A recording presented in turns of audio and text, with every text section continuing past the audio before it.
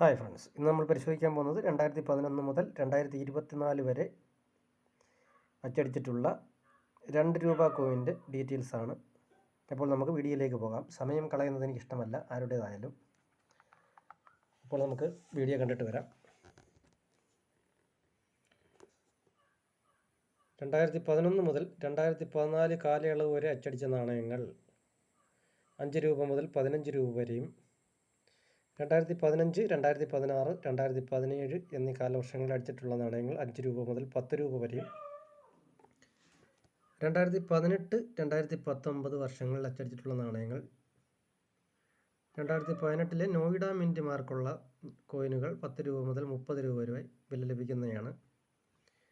2019 Hyderabad mint coin 10 രൂപ മുതൽ 30 രൂപ വരെ വില ലഭിക്കുന്ന നാണയങ്ങളാണ്.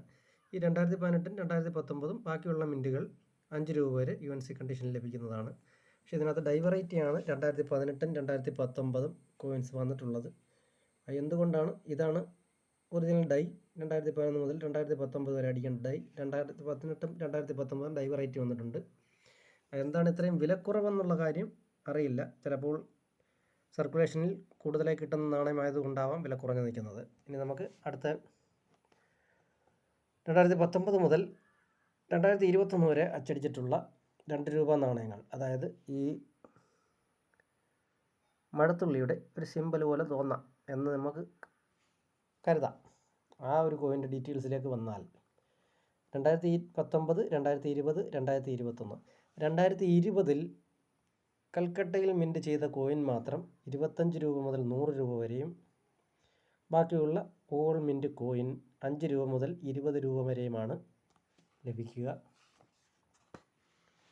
നമുക്ക് 2021 അതായത് ആസാദി കാ അമൃത് മഹോത്സവ്, ആ കോയിനാണിത്.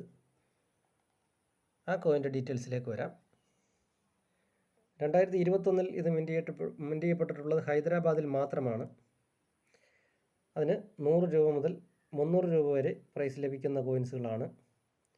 2022, 2023, 2024 മിൻറ്റ് ചെയ്യപ്പെട്ട കോയിനുകൾ 5 രൂപ മുതൽ 20 രൂപ വരെ വില ലഭിക്കുന്ന നാണയങ്ങളാണ്.